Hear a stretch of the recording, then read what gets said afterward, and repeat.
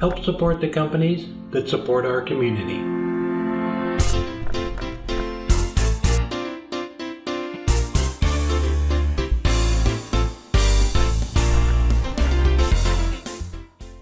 All right, today I'm going to go over the Joyner Jig, and I've done a couple videos in the past doing things like bottle stoppers and finials, pendants with just a basic pattern on them, and I will put a link down below in the description to those videos. So the jig comes with these two plates. There's an indexing plate and a 10-hole plate. Comes with these 3 buttons and then all the bolts that hook it all together and your choice of mandrels. So I'll have those other videos down in the description if you want to check those out on how to use the buttons. Therefore, if you want to do 2-inch pendants all day long, that is a perfect choice right there, and you can do some really neat patterns with that. If you want to do a matching set of earrings, do a pendant and earrings, that's what those buttons are for. But today we're going to use the indexing plate to make things like inlay pieces and pendants with it. So you can get really creative with some different patterns, and this is all repeatable. You just write down the numbers that you put it in, and you can do them all day long. So the indexing plate has 24 positions on it, and it gets bolted onto the 10-hole plate. And all of this just gets screwed right onto the mandrel right there and on your jig or on your lathe. All right, let me go ahead and get mine all set up, and I'll walk you through how to do some different patterns with it. All right, so the jig comes with a mandrel. It comes with 1 1/4 inch, 1x8, or a Morris taper that goes into the headstock. I have 1 1/4 inch, so this one is for my lathe. So threads right on there, and then this is the 10-hole plate. So we're going to go ahead and start off in the number 1 position in center and go from there. So it just threads right onto the mandrel like so. And then the indexing plate gets bolted to it. So those are the 4 little wood screws that come with the kit. So you just bolt that to, this is just a waste block. You just screw it right to it. It was actually, I think, square when I put it on there, and then I just turned it down to this size. But this gets bolted right onto here. So there's a number or 0 position on there, and there's also on the indexing plate 0. So that is how you can index this plate, and it's all marked. And like I said, there's 24 positions on that, so you can move it and write down exactly which ones you're doing. Then you can move it around to any one of these 10 holes. At the actual mandrel on the backside of it, move around to any one of those 10 holes. So every time you move it around, you have another 24 positions that you can move it to. So the longer black screws, those are the ones that were in there. It actually comes with 4 of them. I'm just going to use 3 for today. It holds it on there really secure. And this, we're going to start out in the 0. So 0, 0 matched up there. Then go right in from the back side, and just like that, kind of put it in there loose until you get all 3 of them in or 4 of them in, and then go ahead and tighten them all up. There we go, and then just kind of evenly spread them out on the back there. There we go. So go ahead and tighten those down. And so the waste block here is just so you don't cut into the indexing plate or even the buttons. When I do the buttons, I have I don't know where it went. Oh, here's one. So I used a little waste block on it too. It's just double-sided tape to it so that when I turn my actual piece, it doesn't cut into the button. So we have that all on there tight. And then we can double-side tape our workpiece right to that, and then just keep using this waste block here quite a while. So what I'm going to do is double-side tape piece on here. We're going to get it true because it's running true right now, and then we'll move the position on the back side and start indexing the front of it. All right, we're just going to take our double-sided tape and put that right on there. So it's pressure sensitive, so make sure you get it on there, peel off the paper, and I have a little disc here. This is just a piece of maple, and I'm going to mount that on there. I'm gonna just turn it by hand, just barely hang on to it, just to try and get it close.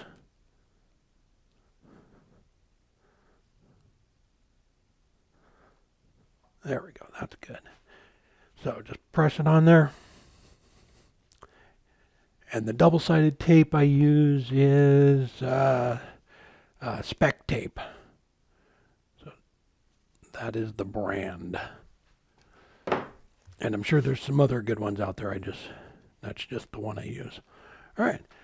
So at this point, whether you're making an inlay or a pendant, you want to go ahead and true this up, get it all cleaned up, and then we'll start decorating it. I'm going to go ahead and true up the sides of it, and then go ahead and clean up the face of it too. I just cut this on the chop saw, get that all cleaned up so it's nice and smooth.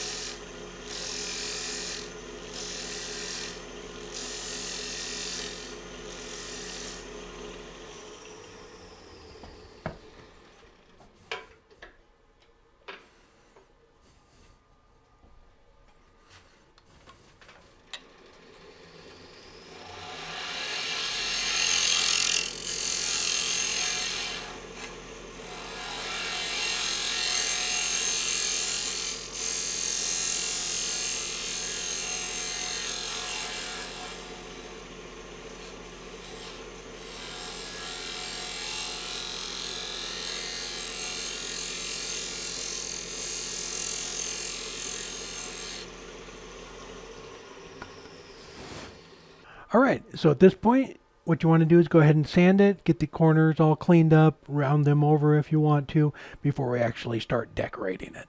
All right, I went ahead and sanded it up to 240, so we're going to create this pattern right here. So let's go ahead and move the main body of the jig over. We're in the number 1 hole, we're going to move it to the number 2 hole. Over here, and then we're going to leave it in that number 2 hole for the whole process of making that whole pattern. So like I said before, there's thousands of different options for this. You can keep moving this thing around, but for this demo, we're just going to go ahead and move it to the number 2 hole, and then we're going to use the indexing plate to create the pattern. So first thing you want to do is grab a pencil. Make sure the lathe isn't going to hit when you turn it on. So when you turn the lathe on, you just touch the pencil to it. You can see exactly where your mark is going to be. It's right there. I just lightly touched it. I'm going to expand that a little bit to get it closer to the edge. You can move it closer to the center, further out, leave it right where it is, just whatever you like. I'm going to open it up just a little bit so that it's closer to the edge though. So let's go with that one. We'll stay about a half an inch or so away from the edge on them.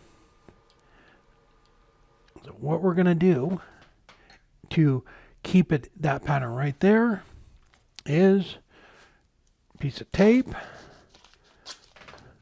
We're just going to put that right onto the tool rest like so. Turn the lathe back on. So it's right there is where we want to be. I'm going to put a mark right there on the tape. So I'm not gonna move the tool rest. It's going to be there for the whole process of getting it marked. Just use that line so that they're all the same distance from the center to the hole. And you can, like I said, you can move this anywhere you want, make a couple of marks. If you wanted to do another one in the center of it, you can do that too. All right, so we're centered on 0 there. So what we're going to do is loosen up all the little screws on the back of it. get those loose. You don't have to take the jig off the lathe. Just loosen them up like so. And I'm going to roll it back over to where we're in the 0. And so for that pattern there, that one right there, I went every 4. So 1, 2, 3, 4. And then screw it right back together. Like so. Tighten it all back up, and then we'll just put another pencil line right on there. And what's nice about the pencil lines is that when you turn the lathe on, you can see where your tool needs to cut. So there's no guessing of where you are on the tool rest there either. It's just right where the pencil line is where you need to go. So tighten that back up. Turn the lathe on, we're all still good. So we're going to come right in there on that pencil line. And it's going to be right there. Turn the lathe off, just like that. So you can kind of see already, we've already done this one and this one. So I'm just going to keep working my way around until I get all of them done here. Same process here, just loosen it up. And you can do this, after you play around with the jig a while, to where you can actually just make that cut right there. But it is nice to see what the pattern is going to look like before you start putting the tool on it. So just make sure that when you loosen these up, you don't lose track of where you're at. So we're on number 4 right there, and then we're just gonna keep going from there. So I just kind of hold it together like so. Until I get them all loose. And then we're going to go same thing.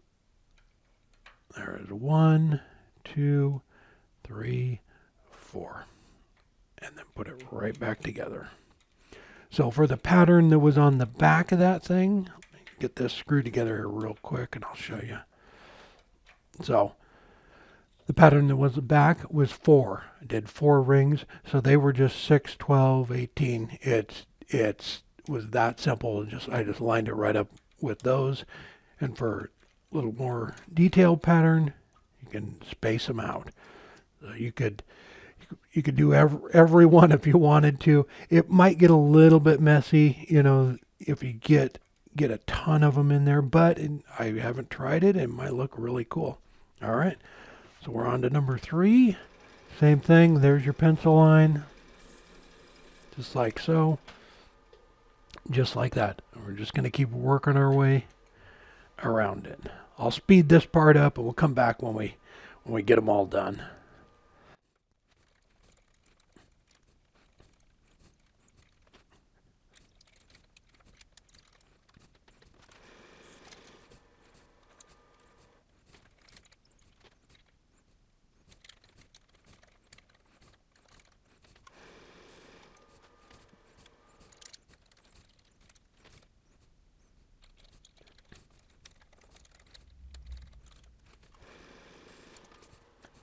There we go.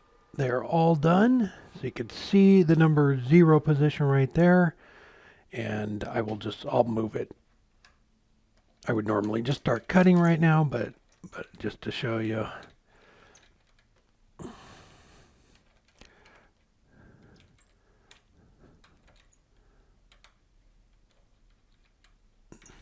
It's like so.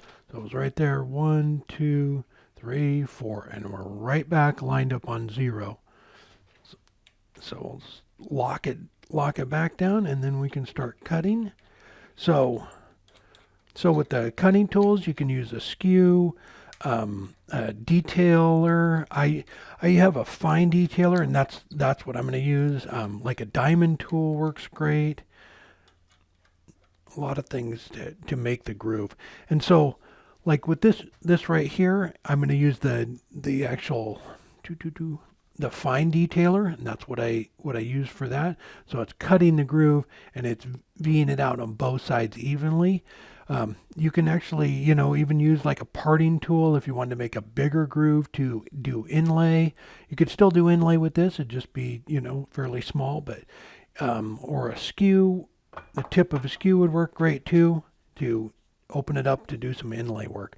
So with something like this, mother of pearl or something would look great in it.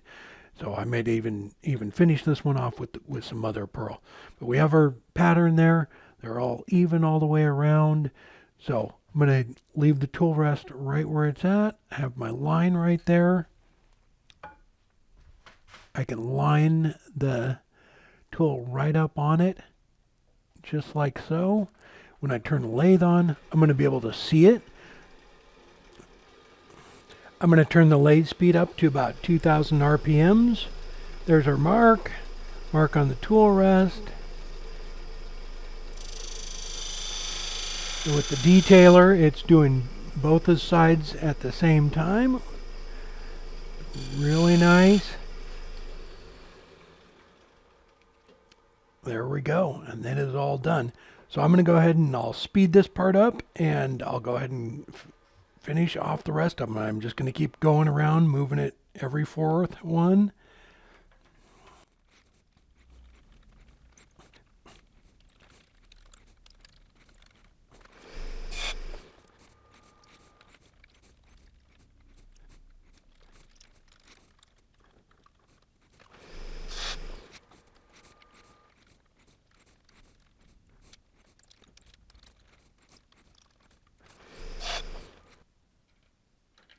All right, this is the last one here. 1, 2, 3, and 4.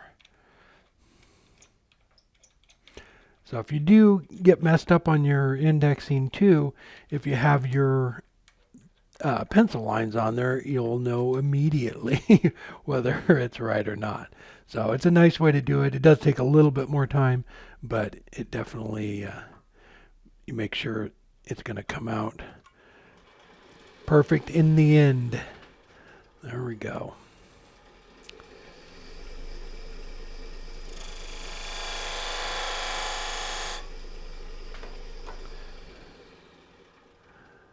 There we go. We have them all done. Just going to take a little bit of sandpaper here, kind of clean up those little burrs from the tool when they were cutting. So you can inlay this. You can color in the rings actually too, if you wanted to, do some coloring with the same pins, the fibercast pins for basket illusion. You could do something like that.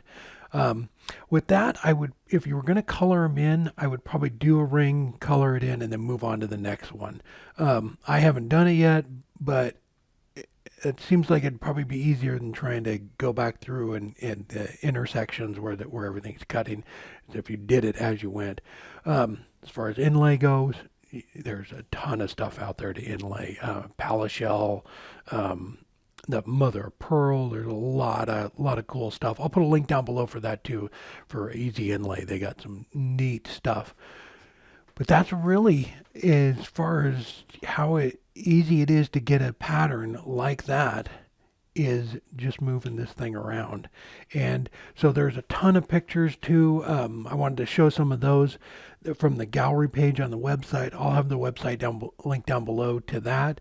It's nilesbottlestoppers.com. So you go to the gallery page, and there is just some super cool, unique stuff that has been done with this Joyner jig. Everything from lidded boxes to bottle stoppers to pendants.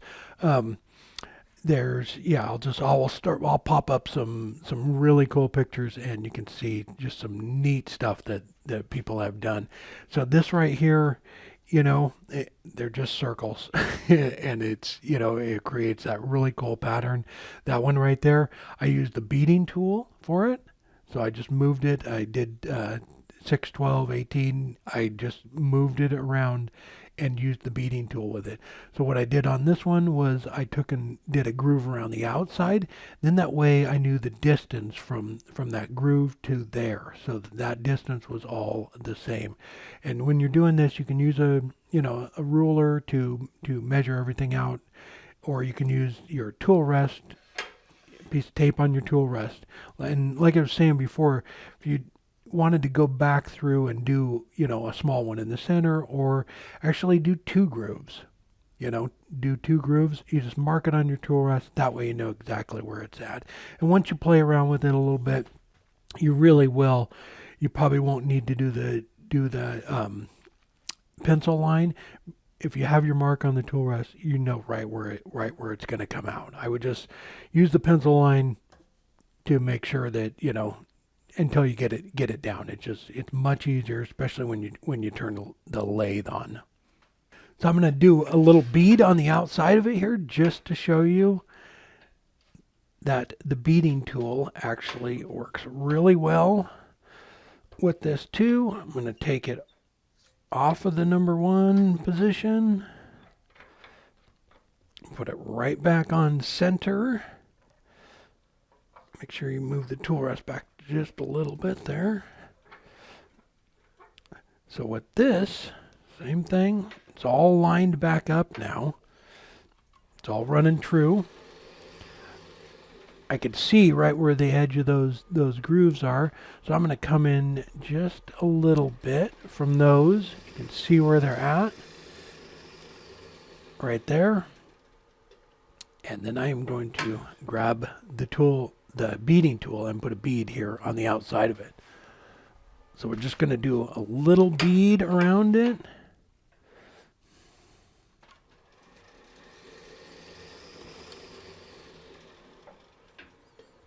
Back it up a little bit and lower it down.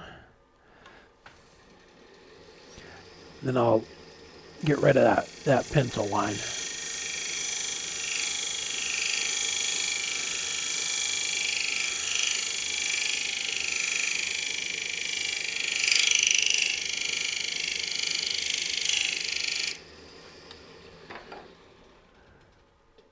There we go.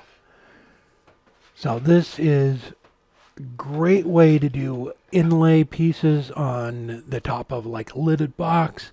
Here was just a kind of a simple one I did a while back. So it's just a little inlay piece that goes on a lidded box. And what I also have is one that I use for doing urns and lidded boxes. So let me pull this off here real quick, and I will show you that. And this whole thing was stuck on there with a piece of double-sided tape. That is really it, and it holds it on there really well. So for doing pendants, what you want to do is stick your piece on there, finish off the back side of it. You can decorate it, pull it off, stick it back on there, and then finish off the other side. And the double-sided tape works fantastic. So here is one that I have set up for doing lidded boxes and urn lids. Let me grab it here real quick. All right, so I have this one set up. I turned a waste block just like the other one. Went ahead and screwed it right to the indexing plate. I have that set up. So this right here bolts right on there just like the other one. Just gonna get a few screws in it. But what I did was I turned a recess in it and I epoxied a threaded ring in there. So when you're doing a lidded box and you don't have to do an inlay piece like this, you can actually just decorate the top of the lidded box. I don't have this glued in, but when I do an urn or a lid box, I usually put the male side on the bottom, the base of it, and then for the lid, I put the female side in. So this will screw right onto the jig, just like so, like that, and then you can turn it on and decorate the top of it, and you could do exactly what we did right there on the top of a lid. So I don't have it screwed in there, but that is how I do it. So it's with urns or lidded boxes, you decorate it. Any sort of, that sort of detail is really nice, and it sets it apart. It's not just a flat, top on a lidded box or an urn or something. Just that little bit of detail like that, and it makes all the difference. And it's pretty easy. I have another one I'm going to set up for the opposite way with the female inside of this, just in case I do, because I used one half of it. I'm going to just do another one just in case every once in a while I do put the male side into the lid. But it works out perfect.